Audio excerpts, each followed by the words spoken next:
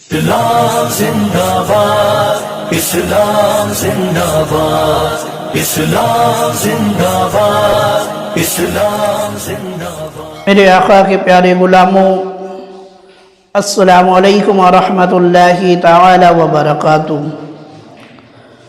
آئیے سب سے پہلے اپنے آقا و مولا حضور تاجدار مدینہ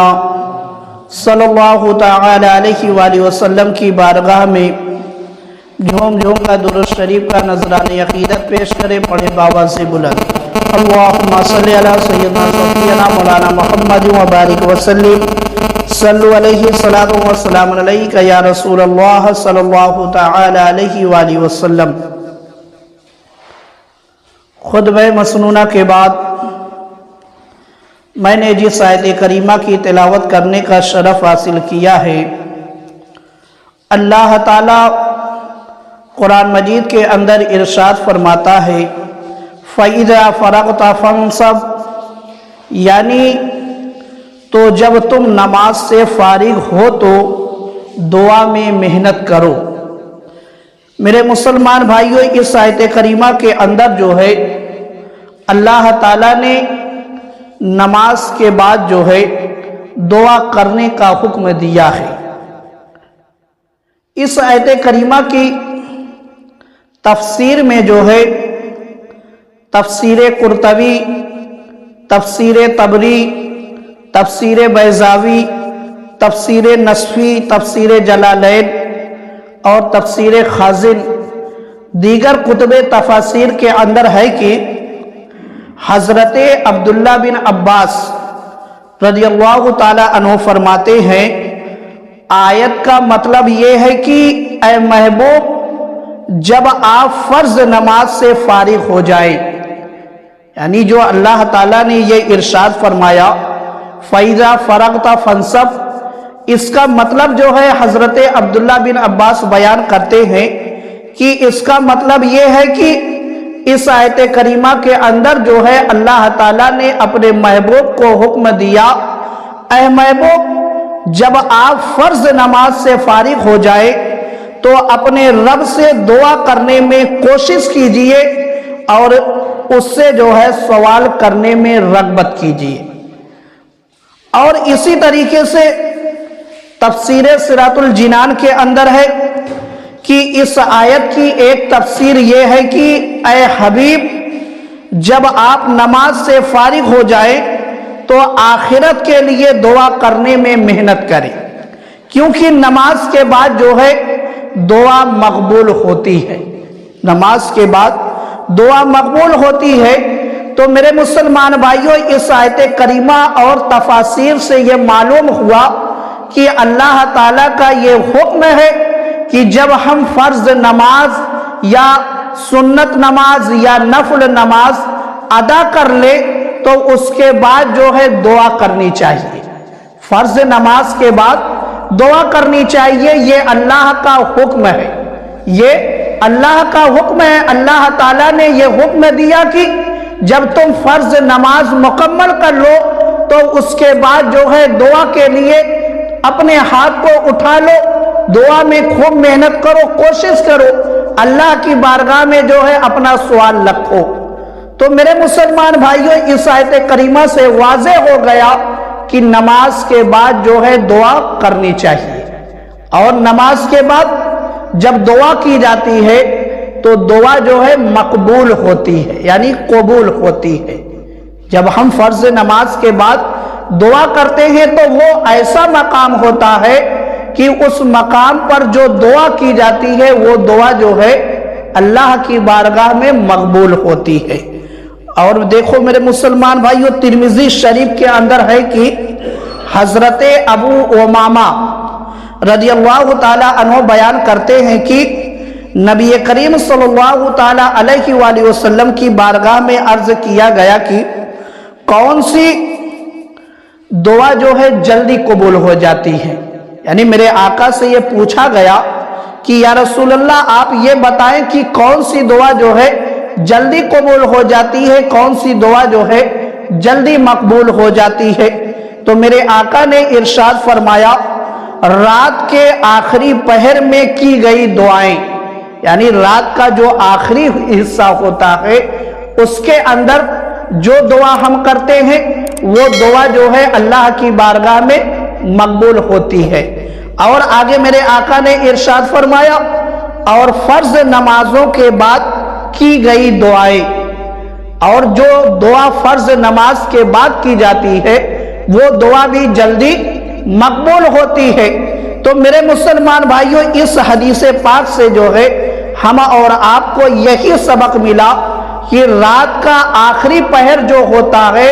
اس میں جو ہے اٹھ کر ہم کو دعائیں کرنی چاہیے، اس میں اٹھ کر دعائیں کرنی چاہیے۔ اب اگر ہم فجر کے لیے اٹھ جاتے ہیں تو جو فجر کا وقت ہے وہ رات کا آخری پہر ہے، فجر کا جو وقت ہے وہ رات کا آخری پہر ہے، تو جو فجر کے وقت میں ہم دعا کریں گے یا اگر ہم تہجد پڑھنے کے لیے اٹھ جاتے ہیں وہ بھی رات کا آخری پہر ہوتا ہے۔ تو اگر ہم تہجد کے لیے اٹھے یا نماز فجر ادا کرنے کے لیے اٹھے تو وہ وقت جو ہے میرے آقا فرماتے ہیں کہ دعا جلدی قبول ہونے کا وقت ہے، دعا جلدی قبول ہونے کا وقت ہے۔ اور جب ہم فجر بھی ادا کر لیتے ہیں، فرض نماز کے بعد دعا کرتے ہیں تو وہ بھی وقت جو ہے دعا مقبول ہونے کا وقت ہے۔ تو اللہ تعالیٰ نے ہم گناہ گاروں کو ایسا موقع عطا فرما دیا ہے، ایسا لمحہ عطا فرما دیا ہے، ایسا وقت عطا فرما دیا ہے کہ اگر ہم اپنے رب کی بارگاہ میں جلدی دعا اپنی قبول کروانا چاہیں تو میرے آقا نے یہ فارمولہ دے دیا کہ تم اگر اپنی دعا کو جلدی مقبول کروانا چاہتے ہو، جلدی قبول کروانا چاہتے ہو تو رات کے آخری پہر میں اٹھ کر جو ہے دعا کرو، اور فرض نماز کے بعد بھی دعا کرو، کیونکہ یہ وقت جو ہے جلدی دعا قبول ہونے کا ہے۔ مگر میرے مسلمان بھائیوں، افسوس ہے کہ آج مسلمانوں کی اکثریت جو ہے ایسے قیمتی ایام میں جو ہے سو رہی ہوتی ہے۔ مسلمانوں کی اکثریت جو ہے ایسے قیمتی وقت میں بستر پر ہوتی ہے، نیند میں ہوتی ہے، اور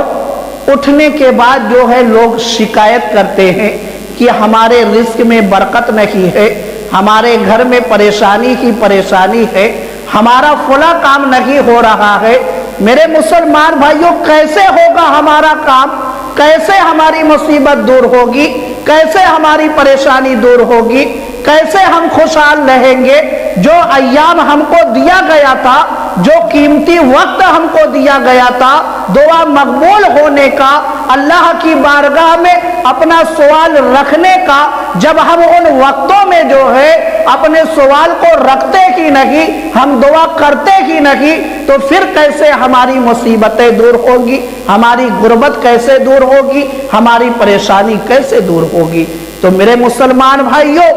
معلوم کیا ہوا؟ اگر ہم کو پریشانی دور کرنی ہے، اگر ہم کو پریشانی سے آزادی حاصل کرنی ہے، اگر ہم کو بیماری سے شفا لینا ہے، اگر ہم کو اپنے رزق میں جو ہے برکت لینی ہے، تو ہم کو جو ہے رات کے آخری پہر میں اٹھ کر جو ہے دعائیں کرنی پڑے گی، اور 5 وقتہ نماز ادا کر کے ہر فرض نماز کے بعد جو ہے دعا کرنی پڑے گی، تب جا کر ہم کو جو ہے یہ ساری چیزیں حاصل ہوں گی۔ اور میرے مسلمان بھائیوں، ابو داؤد شریف کے اندر ہے کہ حضرت ازرق بن قیس رحمت اللہ علیہ جو ہے آپ بیان کرتے ہیں، آپ یہ بتاتے ہیں جیسے آج کل بہت سے لوگ جو ہے فرض نماز کے بعد دعا کے منکر ہیں، کہتے ہیں کہ یہ چیز جو ہے بدعت ہے، رسول اللہ سے ثابت نہیں ہے۔ تو حضرت ازرق بن قیس رحمت اللہ علیہ جو ہے آپ بیان کرتے ہیں کہ ایک ایسے امام کے پیچھے جو ہے مجھے نماز پڑھنے کا اتفاق ہوا جن کی کنیت جو ہے ابو رمسہ ہے، جن کی کنیت ابو رمسہ ہے۔ اب ابو رمسہ کا بیان آپ بتاتے ہیں کہ ابو رمسہ فرماتے ہیں کہ میں نے یہ نماز یا اسی طرح کی نماز جو ہے نبی کریم صلی اللہ تعالی علیہ وآلہ وسلم کے ساتھ پڑھی ہے۔ یعنی ابو رمسا نے امامت کی، نماز پڑھائی، اور نماز پڑھانے کے بعد جو ہے انہوں نے بتایا کہ جس طریقے سے میں نے نماز پڑھایا ہے اسی طریقے سے جو ہے میں نے رسول اللہ کو نماز پڑھتے ہوئے دیکھا ہے، میں نے رسول اللہ کو دیکھا ہے۔ اور جب میں رسول اللہ صلی اللہ تعالی علیہ وآلہ وسلم کے پیچھے نماز پڑھ رہا تھا تو میں نے کیا دیکھا کہ پہلی صف میں جو ہے حضرت ابو بکر بھی موجود تھے اور حضرت عمر بھی موجود تھے، جو میرے آقا سرکار دو عالم صلی اللہ تعالی علیہ وآلہ وسلم کے دائیں جانب جلوہ گر تھے، موجود تھے۔ ایک شخص جو ہے، اب حضرت ابو رمسا بتاتے ہیں کہ جب ایک شخص جو ہے تکبیر تحریمہ یعنی شروع سے ہی جو ہے نماز میں داخل رہا، ایک شخص جو ہے شروع سے ہی نماز میں جو ہے داخل رہا، تکبیر تحریمہ سے ہی شامل رہا، تو جب نبی کریم صلی اللہ تعالی علیہ وآلہ وسلم نے نماز پڑھا کر دائیں بائیں سلام پھیرا، یعنی میرے آقا نے نماز کو مکمل کیا سلام پھیرنے کے بعد، تو حضرت ابو رمسا بتاتے ہیں کہ ایک شخص جو ہے صف میں سے کھڑا ہو گیا، ایک شخص صف میں سے کھڑا ہو گیا، اتنے میں جو ہے حضرت عمر کی نظر پڑ گئی، اتنے میں حضرت عمر کی نظر پڑ گئی، حضرت عمر نے دیکھ لیا، تو جب حضرت عمر نے دیکھا تو حضرت عمر جو ہے لپک کر جلدی سے اس کے پاس گئے اور جانے کے بعد اس کے کندھے کو پکڑ کر جو ہے اس کو بیٹھنے کا حکم دیا، اس کو بیٹھنے کا حکم دیا، اور فرمایا کہ یہ کام جو تم کر رہے ہو، یہ کام جو ہے جو تم کر رہے ہو، اسی وجہ سے پہلے کے لوگ یعنی عیسائی اور یہودی جو ہے ہلاک ہوئے، کیونکہ وہ لوگ جو ہے اپنی عبادت میں فاصلے کے لیے دعا نہیں بیچ میں رکھتے تھے، وہ لوگ دعا جو ہے بیچ میں نہیں رکھتے تھے، یعنی لگاتار جو ہے وہ فرض نماز کو ادا کرتے چلے جاتے تھے۔ مگر میرے آقا کا طریقہ کیا ہے؟ میرے آقا کا طریقہ یہ ہے کہ فرض کے بعد جو ہے دعا کی جائے، پھر دعا کے بعد جو ہے سنت اور نفل کا اہتمام کیا جائے۔ تو جب حضرت عمر نے یہ فرمایا اور ان کو بٹھا دیا تو میرے آقا سرکار دو عالم صلی اللہ تعالی علیہ وآلہ وسلم نے فرمایا کہ اے خطاب کے بیٹے اللہ پاک تیرے ذریعے لوگوں کو سیدھی راہ دکھائے، یعنی میرے آقا نے حضرت عمر کے اس کام پر جو ہے حضرت عمر کے لیے دعا کی، حضرت عمر کے لیے دعا کی۔ تو اب معلوم کیا ہوا کہ فرض نماز کے بعد جو ہے دعا کرنا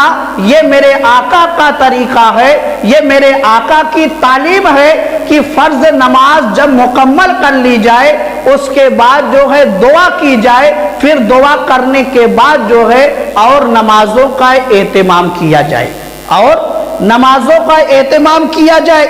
کیونکہ میرے آقا نے جو ہے حضرت عمر کے اس کام کو دیکھ کر ناراضگی کا اظہار نہیں کیا، بلکہ میرے آقا نے جو ہے خوشخبری سنائی، دعائیں دی حضرت عمر کو۔ تو اب معلوم کیا ہوا کہ یہ کام جو ہے اسلام کے اندر اچھا ہے۔ اور دوسرے موقع پر تو میرے آقا نے فرمایا کہ فرض نماز کے بعد جو ہے دعا مقبول ہوتی ہے، جلدی مقبول ہوتی ہے، جلدی قبول ہوتی ہے، اس لیے جب فرض نماز مکمل کر لی جائے تو دعا جو ہے ضرور کرنا چاہیے، دعا جو ہے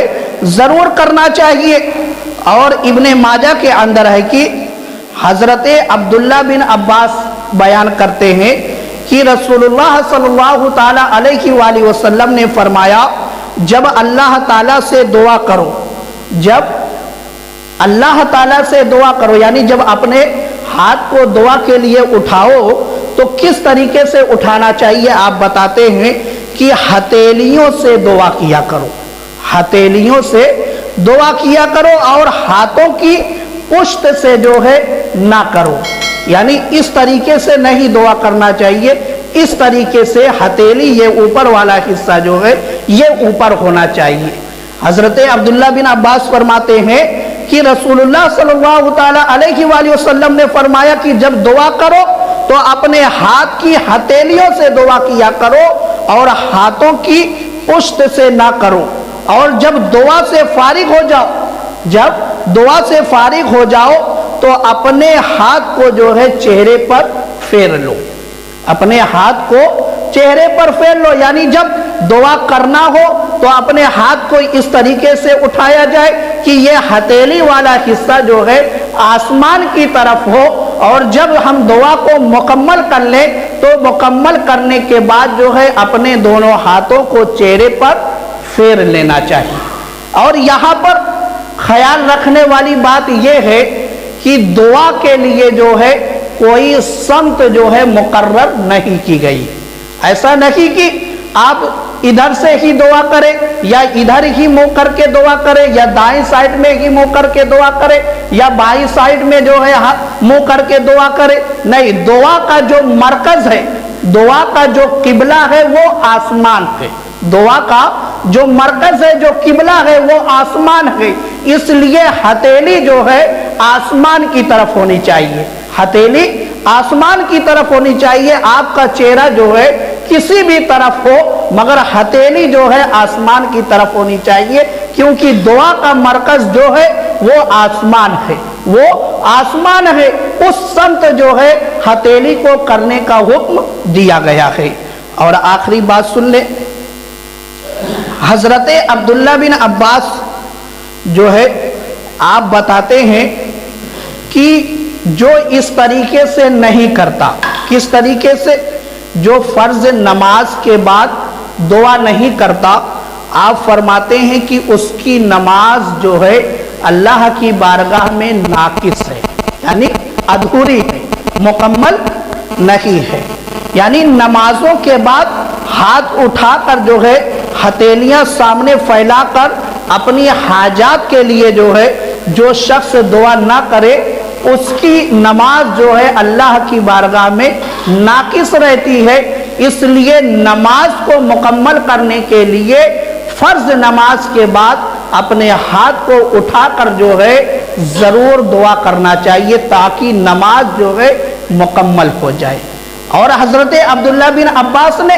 تو واضح کر دیا کہ اگر جو شخص ایسا نہیں کرتا ہے اس کی نماز جو ہے ناقص رہتی ہے، اس کی نماز جو ہے مکمل نہیں رہتی ہے۔ اللہ تعالیٰ کی بارگاہ میں دعا ہے کہ مولا تعالیٰ ہم سب کو عمل کرنے کی توفیق عطا فرمائے۔